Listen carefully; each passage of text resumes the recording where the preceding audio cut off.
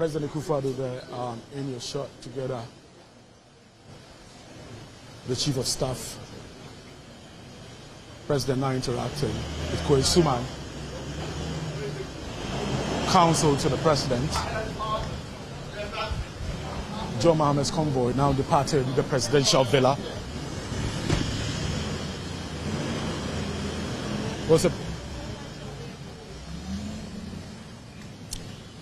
So it was a brief meeting here at the presidential villa where the president-elect, John Mahama. Okay, no, okay. I think the president is departing.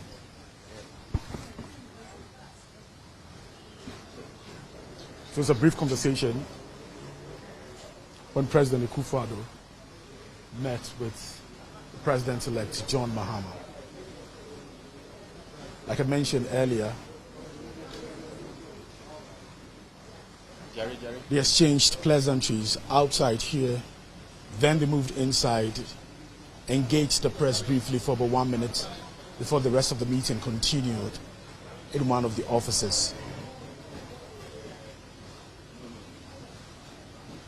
President Akufo-Addo, in his own words, told the president-elect John Mahama that the nation awaits as he takes over from tomorrow. The president-elect John Mahama thanked President Akufo-Addo for a smooth and cordial transition.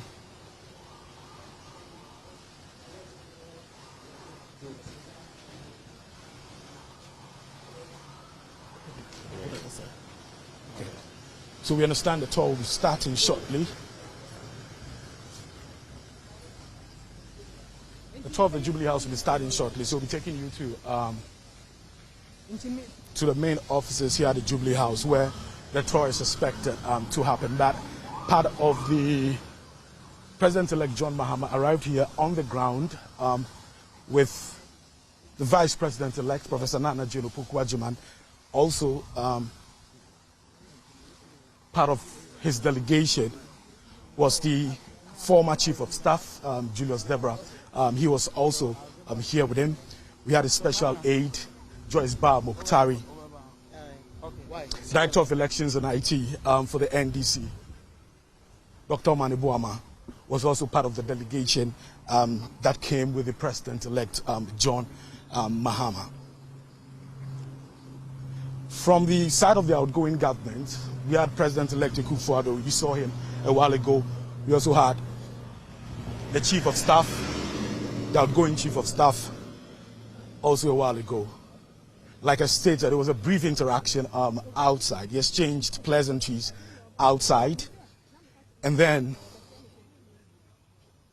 went inside briefly where they had a short conversation with President-elect John Mahama, thanking the outgoing president for a cordial and smooth transition. So that's what is happening here at the Jubilee House, the seat of government. We are told that this is going to be followed. A presidential tour is going to follow. So we're actually waiting to see where the directive is going to come from so we can bring you up to speed on what is happening. But if you just tune into Joy News, this is what is happening here at the seat of government at the Jubilee House, where President-elect John Mahama has been visiting the outgoing President Akufo-Addo. You know that is just some hours to the inauguration of the President-elect John Mahama. It will be happening at the Black Star Square tomorrow. We are told that guests are expected to be seated at 8 a.m., but the event itself will commence at exactly 11 o'clock a.m. The spokesperson for the Mahama transition team, in a briefing to the media, mentioned that 10 heads of states have actually confirmed their participation for the inauguration, which will be taking place tomorrow. Indeed, he mentioned that 2 vice presidents would also be taking part in that inauguration tomorrow.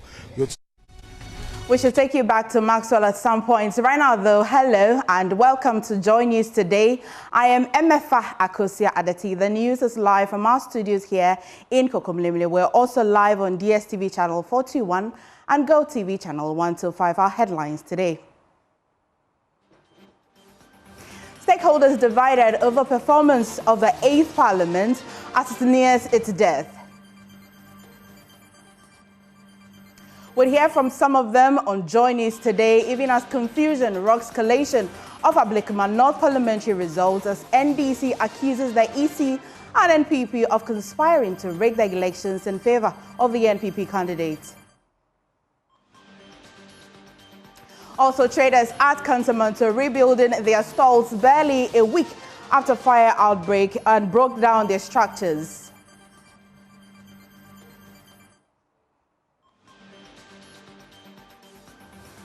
We've got these plus details, but right now, though, do stay as we take you back to Jubilee House. It's happening today here at the seat of government at the Jubilee House. With just some hours to the inauguration, President-elect John Mahama has been visiting the outgoing president. John has been visiting the outgoing President Akufo-Addo here, and they've been having interactions basically about the transition and what has been happening. Just a little briefing. It was a short conversation, and now they've all departed. President Akufo-Addo has also left the presidential villa. We are yet to get confirmation on where they are going next, but stay with us. We'll be keeping tabs with whatever that is happening ahead of the inauguration.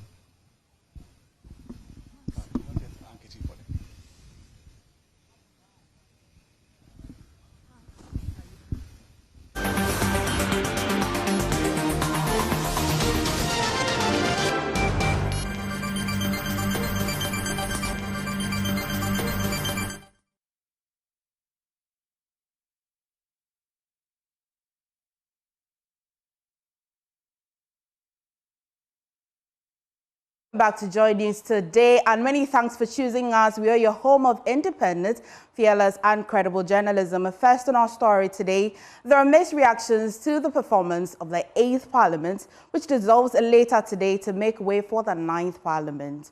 Now, stakeholders say, though members of this Parliament have performed creditably, they could have done better, given its hung nature. As it nears its death, we've been engaging Dr. Kwesi Amachibuate, political scientist, KNUST, and also Franklin Kujo, president of Imani Africa, and Clement Aklo, who is communications director of Parliamentary Network Africa. And they have been speaking with Faustina Safo on Newsdesk. I think by and large, this 8th Parliament would be remembered, maybe not for the with the expectations that we wanted to, I feel like, achieve, but more so for the assertiveness of its speaker in trying to basically bring some respect to Parliament. I mean, the fact that he held his own when it came to very crucial matters, almost always almost crossing hairs with the Secretary, right? And so, for me, I think while we expected the hung Parliament to more or less probably deliver, I mean, critical assessments of government business and what have you, I think by and large, for me, a lot of what happened was expected. I think the Secretary still had its way, with the exception of a few issues. Clearly, the Secretary had its way. The 8th Parliament actually did its best, although at the end of the day, given that the overall economy of Ghana is nothing to write home about, then you can't leave the Parliament out. It did play its role in bringing us where we are, actually. But you realize that any decision that they felt like taking, I mean, issues that were brought to the Parliament by the executive, did go through as much as possible. They managed to get the numbers to take the decisions that they wanted to take. Essentially, Parliament takes those decisions, and then the executive goes ahead to work with them. So if the 8th Parliament did what they did, and at the end of the day, Ghanaians are not satisfied with it, we can't clap for them. The 8th Parliament, we at Parliamentary Network Africa we have been watching the space, and we think that the 8th Parliament is actually a blessing in disguise.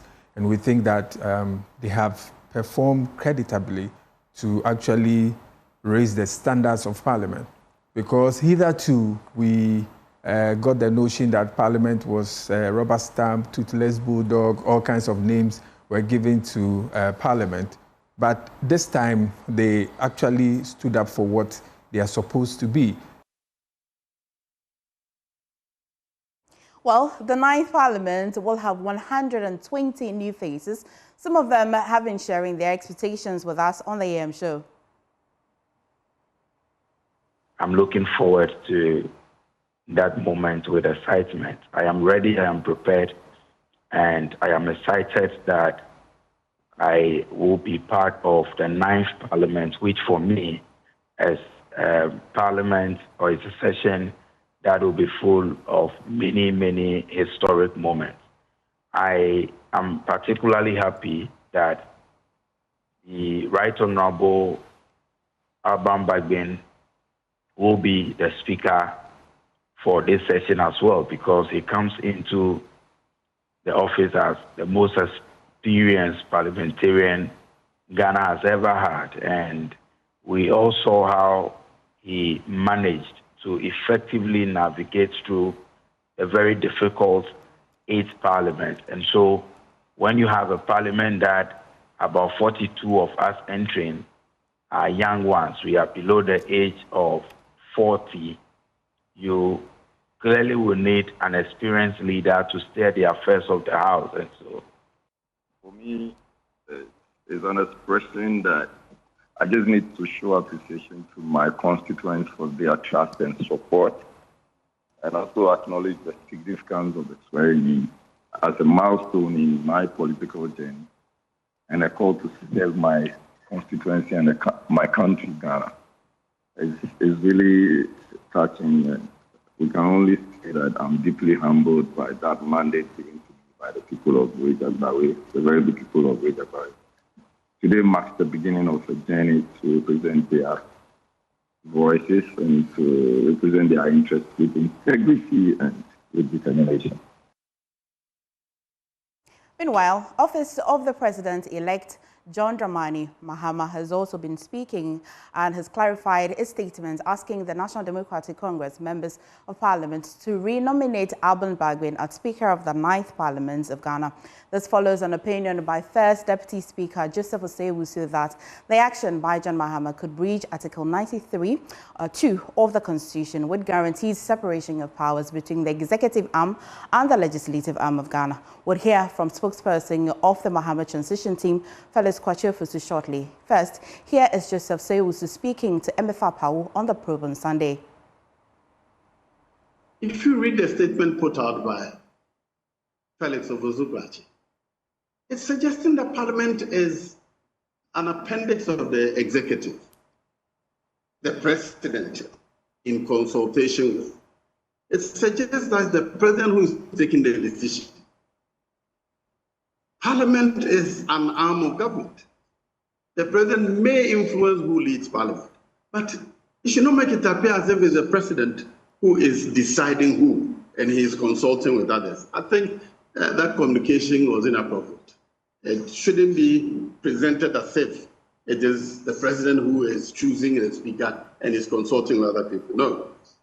Eventually, it is Parliament that will endorse whoever is nominated, but we should just leave the nomination, we should leave the President out of the nomination because it gives the wrong impression about Parliament as an independent arm of government. We can now hear from Felix Kwachofusu, who explains that John Mahama was simply performing his constitutional duties as leader of the National Democratic Congress, who's sponsoring the Speaker Bagbin through its parliamentary caucus. That we do. Honorable Joe Osei-Wusu knows that if the president of the country at any point does not want a particular speaker, it will not happen. He will not be nominated by the party. I don't know what the arrangement is in the NPP in terms of the leadership of the president within the party itself. But in the NDC, the president is the leader of the party. It is not possible to go and elect a speaker or nominate a speaker without recourse to him. It is called realpolitik. It is a reality. There's absolutely nothing wrong with him being part of the decision. That's the concern. The president has said that the parliamentary leadership of the NDC has the mandate to nominate Honorable Alban Bagbin, Right Honorable Alban Bagbin, as the Speaker of the 9th Parliament. Full stop. Yeah. It is up to members of Parliament on the NDC side to either endorse or reject that nomination. And that is left for us. Do you see a rejection happening? If we endorse it, as I believe we will, it is because we agree that Right Honorable Bagbin is the right man for the job.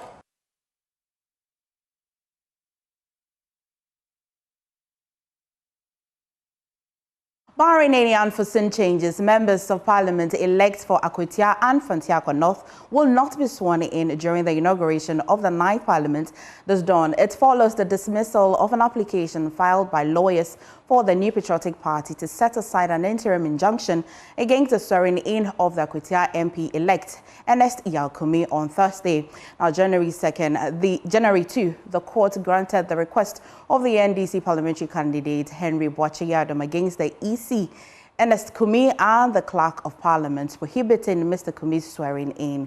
In the Fantiakwa North case, the judge sitting on the case to determine the application to set aside a motion on notice for certiorari and prohibition against the swearing in of Kwame Appiah-Kodwa, the MP-elect, has recused himself. His Lordship Judge Akrofa Adai cited personal connections and friendships with key individuals involved in the case as reasons for his recusal.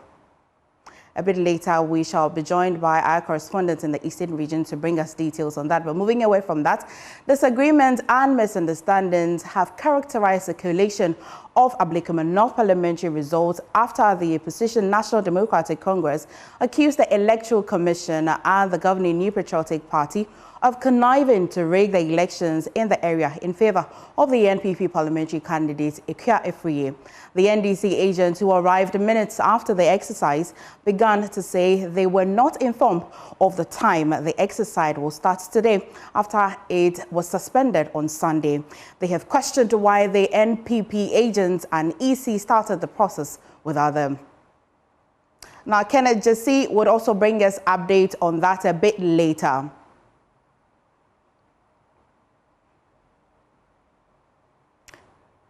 Well, I have Kenneth Jesse, and he joins us with details. Kenneth, good afternoon. And what's happening at the Collation Center or at the EC office? Hello, MFR. I believe you can hear me. Yes, I can hear you, Kenneth. There is a temporal hold-up here because the disagreement is still ongoing. The NDC agents especially continue to insist that the EC is trying to connive with the MPP to rig it in favor of the MPP's candidate. So as of now, the EC and the NDC agents are currently in some sort of engagement trying to calm things down. The agents of the NDC, some of them have had to be escorted from the perimeters of where the event is happening because they were trying to distort the process. But as of now, the Electoral Commission's returning officer for Ablekuma North says he has 12 pink sheets out of the 20 pink sheets that they requested for. They have 12 pink sheets. So what he's doing now is that he has summoned all the presiding officers in those areas to come and authenticate the results on those pink sheets. So what they do is that when they come, they sign their signature, and then they compare it with the statement of poll that they have to see whether it is indeed they were the ones that signed their signatures during the election and certify that those were certified results. But as we speak now, there has been a hold-up. The argument is still ongoing. It's been ongoing for the past 30 or more minutes because the NDC continues to insist that the Electoral Commission and the MPP are trying to rig it in favor of the MPP because they were not even informed of the time that this exercise was going to begin. So the EC is trying to calm things down as we speak. And so we're only waiting for what? The comparison of signatures. That's what the EC is going to be doing now. That is what they are waiting for. So the presiding officers have come, they've signed their signatures. So if they sign their signatures, they'll compare it with the signatures that were on the statement of polls and the results to know that if indeed they were the ones that authenticated those, and then they will start or resume with the coalition. So that's what they are waiting for right now. Thank you so much, Kenneth. Now, moving away from the EC and that collation story, let's take you live to Parliament for what's happening now. Parliamentary Affairs correspondent Kweku Asante joins us with updates. Hi, Kweku. What's happening in Parliament?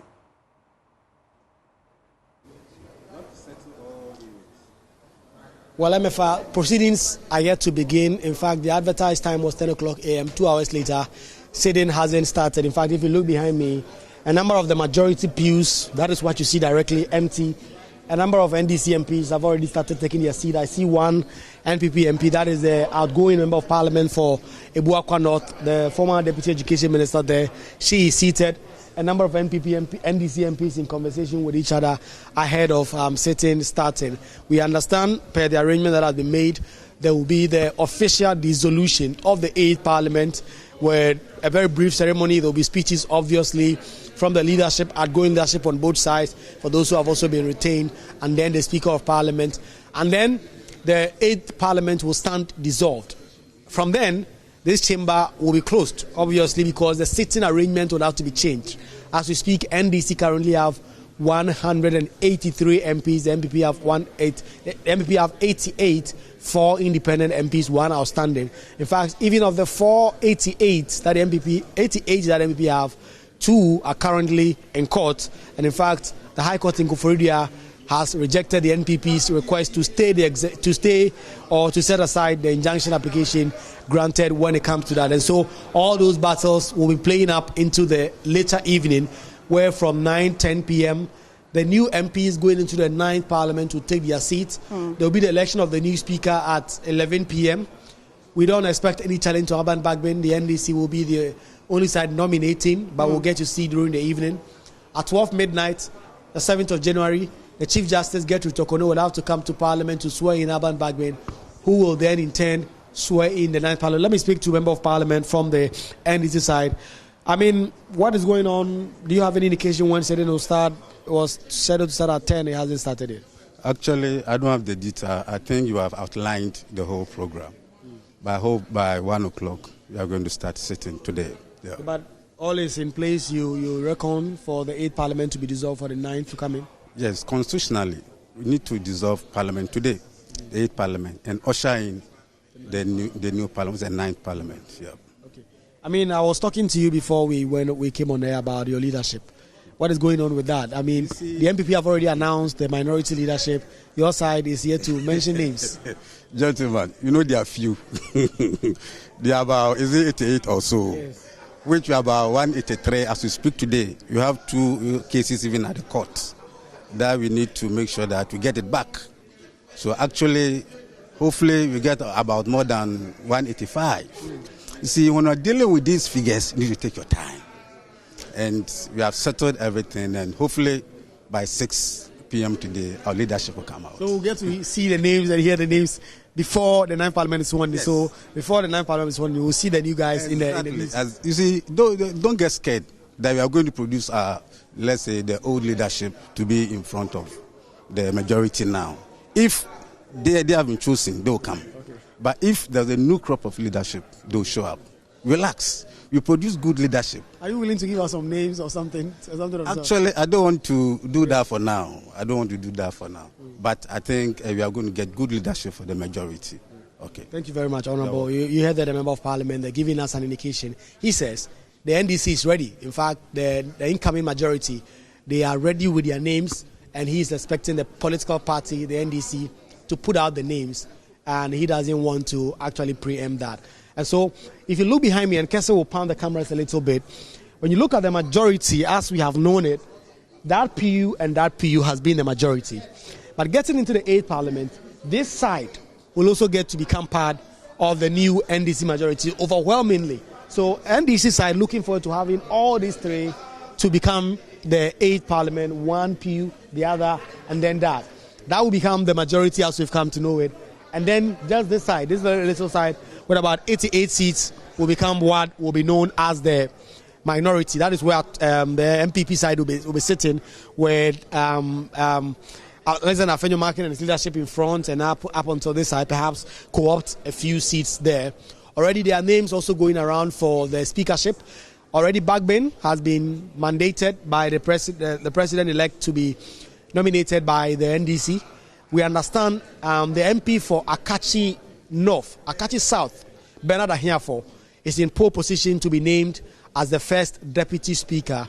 For second deputy speaker, we have no inclination yet as to where it's going to go. The current second deputy speaker, Andrew Amakwesiama, his name may be put forward by the NDC and the MPP side, but we are getting chatters that the NDC side may be willing to put up a name of an independent MP, as it happened in 2004 when the CBP MP for Elembele, the person of Freddie Blay, was put forth as the first deputy speaker, which meant that in that parliament, the NDC did not have any of the speakership.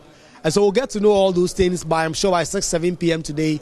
Some of those details would have been firmed up. But in particular, what is intriguing is the very covert nature that the NDC is arranging the details as regards to their leadership.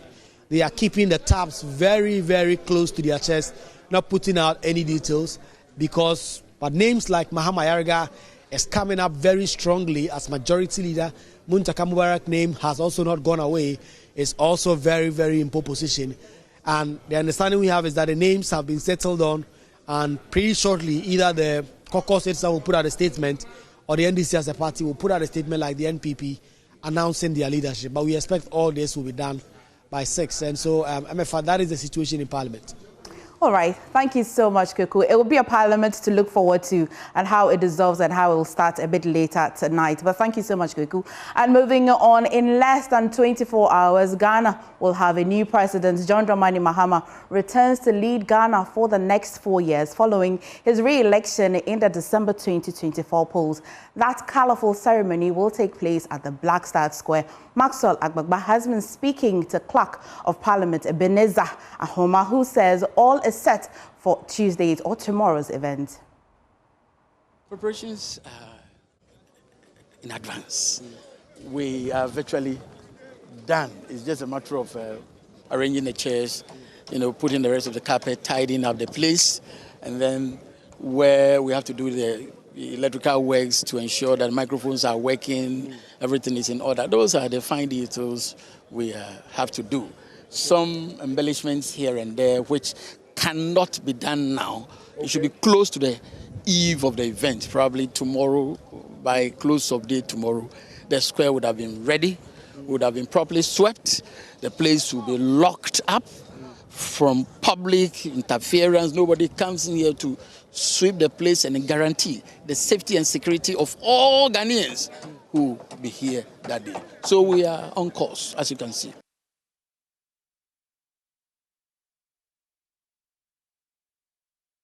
Well, now, before that inauguration, President-elect John Mahama has been touring the Jubilee House, which will be his office from Tuesday. Maxwell Agbagba joins us with update. Maxwell, I know that we've taken a first turn already, and we've seen the current president, walking us through the Jubilee House. But tell us the situation as of now.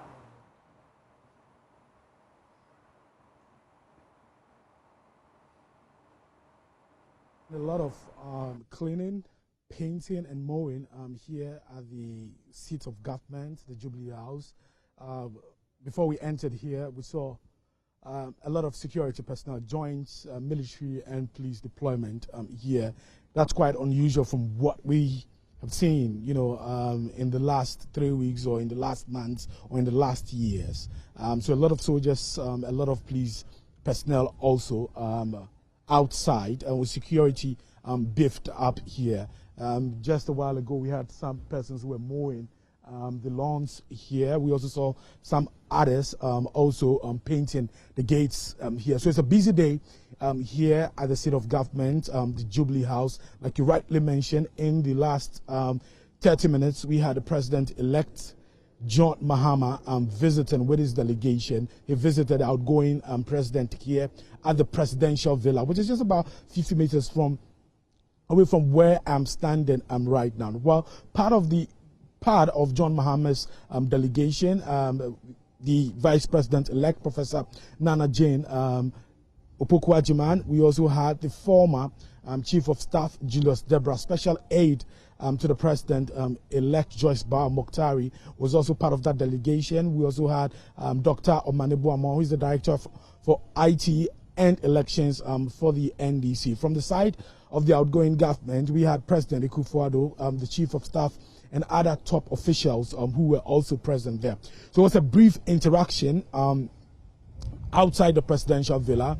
Then they were inside where they had a meeting behind closed doors. But the media was allowed to be there for about 2 minutes, where President Akufo-Addo told the President-elect John Mahama that the country is waiting for him to take over the mantle of leadership starting from tomorrow. The President-elect John Mahama also thanked President Akufo-Addo for a smooth and cordial transition. Well, Master Legbagba there bringing us an update from the Jubilee House as the president-elect tours there ahead of start of his office from Tuesday. Now, away from that, traders at Katamanto Market are rebuilding their stalls barely a week after fire brought their structures to the ground. More than 100 makeshift structures were burned, with traders losing thousands of Ghana cedis. Collins Frimpong has been engaging some of them. Today, the traders are not happy with that news that is coming out. So the leadership will meet the basic two people today. But what I know for sure that there is an agreement, there is a lease for over 50 years. We did not come here from a vacuum. This land was given to Ghana Ruiz, and I'm sure they represent the government for that matter. So if anything, I'm sure when you go to the chief's house and apologize for not even coming there, maybe the government will take it over. Well, I expect the government to take over from them.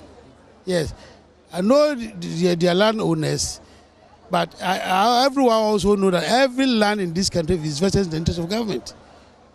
They can take their land. You have to give them respect. I respect them. We want to cooperate with them, but we are hoping for the better. So that's the chairman of the Kantamanto Traders Association, Mr. Samuel Amwa, who also is expressing disappointment in the business too for coming out to accuse them or asking them not to reconstruct the markets themselves. He believes that this was the time that these two should have come to their aid or even console with them rather than coming out with such a statement. We are here. We are going to speak to some of the traders who have already begun settling here and selling. Good morning. Good morning. What's your important saying? Nyamia dumoye. Mehuza no pay what started to Antonia Mawas in a judge you saying. Oh, Nyamia dum to say near Persia and he say, a Persia ye be kakra said ye a man for Bababoy. You say Yamoa. In Ties Rempen for any Ghana for. Yasama to and one here. O me boy. And more bit is saying, say, be a Niano Monfam Bremoana, say, as I see a home as a mouse from Bahona, says Cassem. You hear Cassem. And one is Cassem, send you bet me, Eddie, I pattern. In Yamoa. And we are some boy and so I pay. And chance in some boy and I pay. And what be a movie some of the boy be and yepe on my boy. That's it.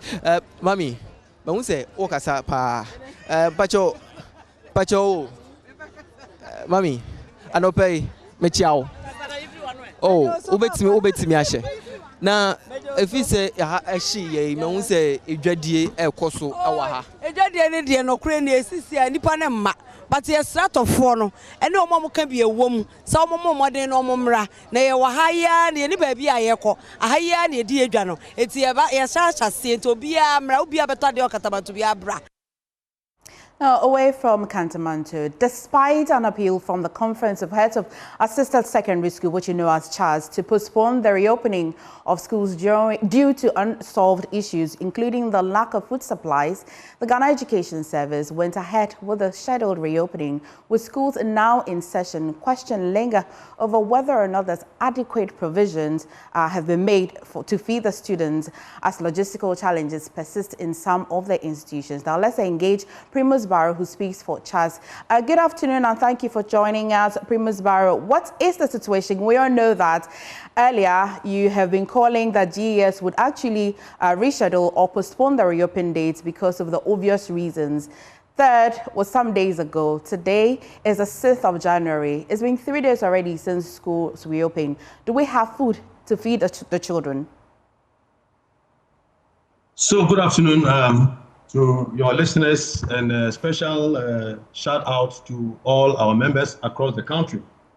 To the specific issue, as I speak now, some schools have received messages asking them to come for some food items, including my own school. But the indication is that the situation is not going to change significantly, because if you take a place like Upper West, and I also heard from other regions, it is the usual rice. That is the only staple food that has been provided. Things like maize, groundnut, and all the other major staples have not. There's no indication of such, meals or such foodstuff in a place like ours and some other places. So yes, we have been asked to come for food items. We haven't gone for them.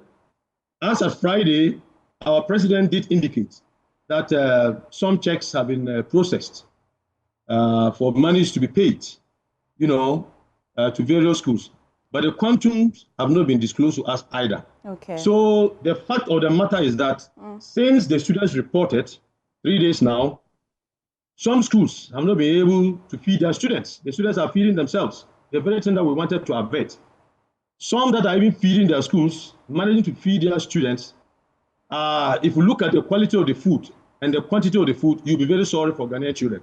So that is the real situation. And these were the very reasons why we're just asking that a few days be added to avert the situation, and then we can comfortably invite the students. But unfortunately, our plea was not heeded to. So when you were calling for the rescheduling or extension of the reopening, how many days did you reckon that you need to fix this? Oh, I mean, much would have depended on the ability of the government, to be able to supply the food items and pay money to school. I mean, you see, the unfortunate thing is that the academic calendar has always been known. And even before we went on the Christmas break, we started sounding the bells that we have run short of food, there's inadequate money. So our thinking was that within that period, something happened. And that's why we wrote a letter on the 20th of December, reminding the Ministry of Education and Ghana Education Service that this was a situation that we already found ourselves in. And if you remember, that time, your media house granted me an interview, and I said already the situation at that time was dire. We didn't hear anything. Fast forward to 30th December, we wrote again, reminding, now asking government to postpone. Our calls were not heeded to. And this is most unfortunate. I think that going forward, Charles is not a body that you should ignore, because, of course, you can always say, we don't have the mandate. And let me make it clear. We don't have the mandate to close down the schools. But being frontliners of the implementation of secondary education, our concerns, our advice matter a lot. So we think that people should always listen to us, and then we are all after the good of the students. So it's pathetic. Finally, Mr. Barrow, before I let you go, so aside food, what other logistical challenges are you facing? The issue about money. The outstanding arrears in terms of recurrent, which days as late as 2021, which we have sung about in all our manifestos. We've gone as far as to Parliamentary Select Committee. We've gone as for the management, the engagements are numerous. So the money issue is serious. And the recurrent, as you are aware, is what takes care of every administrative aspect of the school, apart from the food, the raw food. But that's what also caters for, the fuel, the maintenance, and a host of all other things. And there are about 14 items of such. And these things have not been well catered for over these years. So that is actually, so for now, we hear there's money, some money has been paid, but I cannot speak to the quantum because it hasn't been declared to us. Okay, so you would say that until you receive the funds, you wouldn't be able to tell the number of schools or the percentage of schools that have taken delivery of food?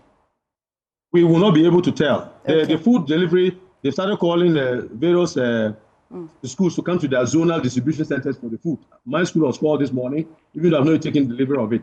But the quantum of the money is what I'm referring to. Okay. We don't know exactly what government is paying for, because we requested for the payment of the recurrent, we requested for the payment of the outstanding perishables, and requested for the cost of transporting food items from the zonal distribution centers to our schools. These were the things that because this last one that I mentioned has come as an additional burden.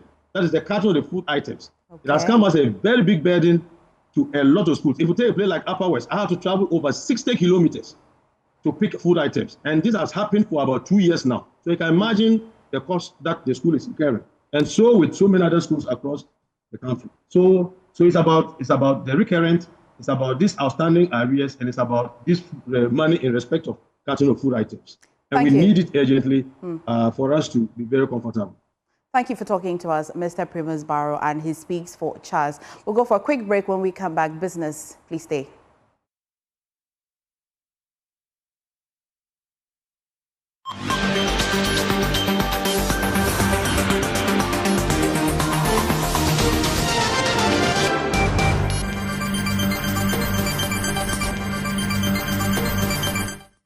Welcome back to Business on JoyNews Today. My name is Winston Taki, and now to our first business story.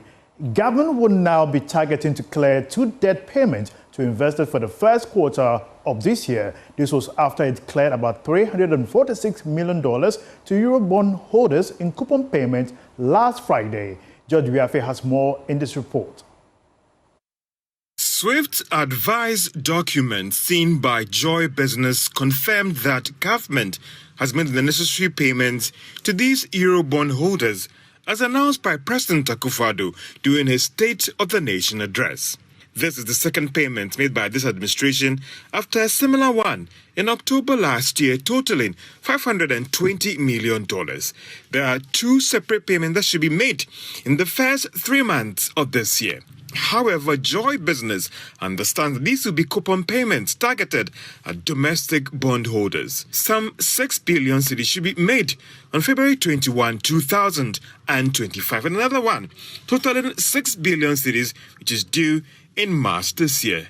This should sum up to some 13 billion Ghana cedis for the first quarter of this year when it comes to these payments. The Finance Minister, Dr. Mohamed Amin Adam, has also disclosed the necessary funds have been set aside through the sinking fund to deal with these commitments. The 2025 mini-budget has shown that government will be setting aside some 20 billion Ghana cedis as total interest payments for the first quarter of this year. Moving on, the Bank of Ghana is projecting inflation to slow down significantly in coming months to hit the much talked about single-digit target by the first quarter of next year. This is based on work done by the central bank over the past months to deal with excess liquidity, rising food prices, and cedis depreciation. Dr. Ernest Addison is governor of the Bank of Ghana. George, as I said, we have made a lot of progress from where we are coming from, given where the rate of inflation went. This year, we were expecting to make as much progress, getting inflation to 15% by the end of the year. We have had to revise that objective to around 18%, 18 plus or minus 2%. And now it looks like we are looking at landing on the outer bands, right? And I'm telling you that the reason why we have not stayed at the central point in 2024 are the special factors that are associated with an election year, including the fact that the currency depreciated at a faster rate than expected in the first half of this year. All of those reasons account for why we are around 23 instead of 18. Now, going forward, we are forecasting that we would see faster disinflation, meaning that maybe from 23, we should expect to reach 15. But this will be predicated on the policies that will be implemented in 2025. That's the point that I'm making. Single digit, would that be possible? Single digit is possible. We had single digit in this country in 2019, 2018, 2019. It was short-lived because we know what happened after 2019. It was short-lived. We had By the time we got into 2020, you know, the coronavirus issue had come in. This all of a sudden got unhinged, and all the gains that we had made between 2017 and 2019 were sort of, you know, reversed with that impact of the pandemic. This update for you at the marketplace at 1 p.m. with Daryl Carl. That's all. Up next is sports.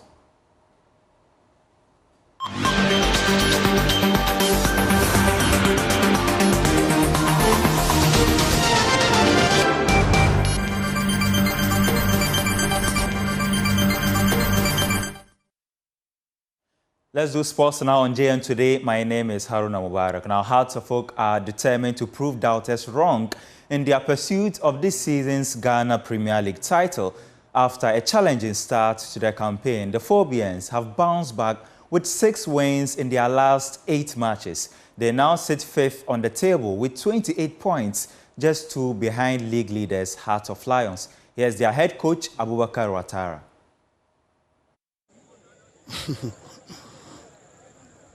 We are playing. We are playing. Some people say we have the weak team in the league, but we are playing. I don't know which position we occupy now, but we are there. The match is 19th January. From the 3rd and the 19th January, I think we have more than 2 weeks. We are going to prepare well. Every match is challenge for us. I say every match is challenge. Because now we need to grab maximum points to escape. Don't want to see the things we see last season when we are struggling because we don't have the points. This year we are trying to make our efforts. Well, like I said, the important thing in football is the goal. And I tell you before the game, we can't underrate on this team. Because the situation of this team is very bad, but we have the good team. We're fighting. When somebody are fighting, it's not easy.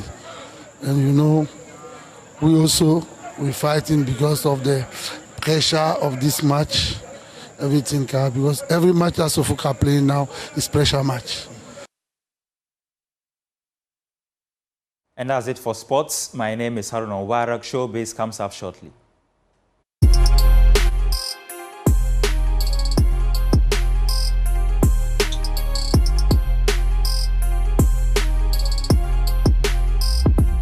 Welcome back, and it's time for Showbiz. Now, the National Democratic Congress turned up the heat on Sunday with a thrilling victory concert at the forecourt of the Legon Stadium in Accra. With the inauguration of President-elect John Mahama just some hours away, the party gave its supporters a night to remember, filled with music, dance, and excitement. We have more in the following report. The forecourt of Legon was the place to be last night as the NDC hosted its victorious concert ahead of the much-anticipated inauguration of President-elect John Mahama on Tuesday, 7th January.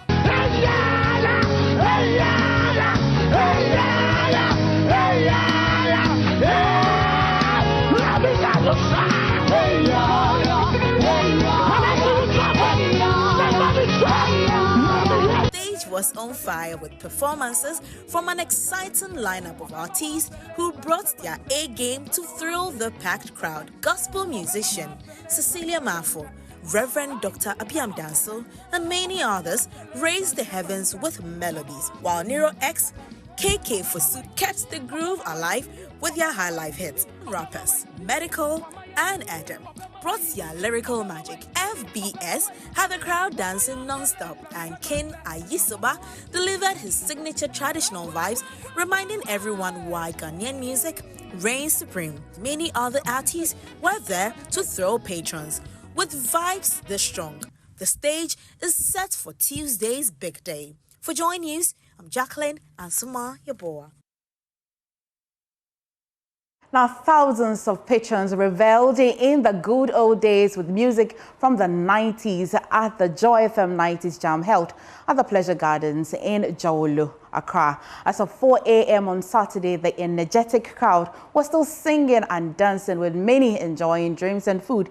Some of the patrons expressed their desire for the event to be held more than once a year. Maxwell Agbagba witnessed and participated in the fun and has filed this report.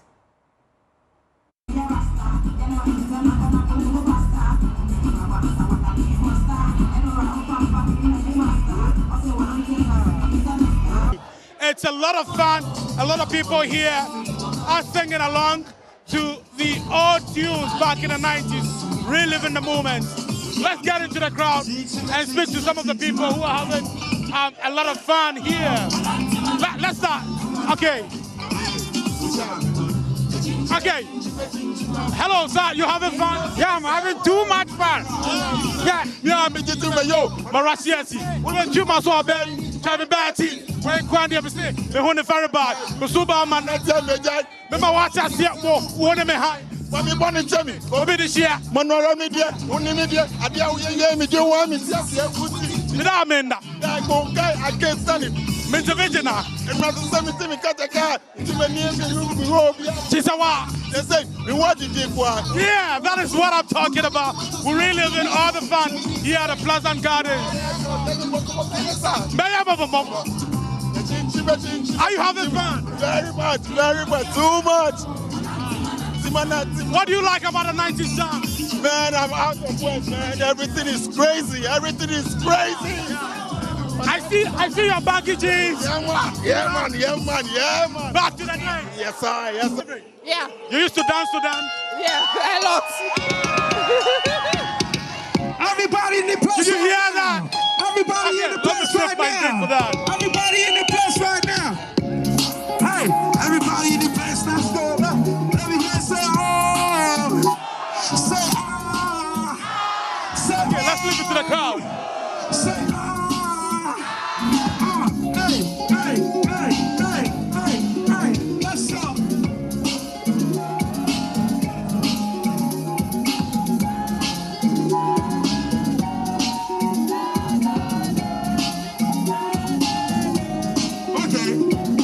singing.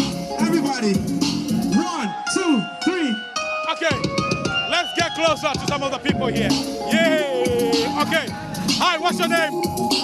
Sadia. Come again? Sadia. Oh, are you having fun? Yeah, I am. Is this your favorite song from the 90s? One of them. What do you like about the 90s song? It's awesome. It's a nice way of right? And we don't enjoy that at the beginning of the year. 1, 2, 3. And then reminisce for the whole time. Okay. Sing. Maniatina. Stop whatever you're doing. Hi, what's your name? My name is Brian. Tell me, are you having? I'm having excited fun. I'm enjoying myself. This is the 90s. The 90s. Say what? Sing along. Oh no, Matia.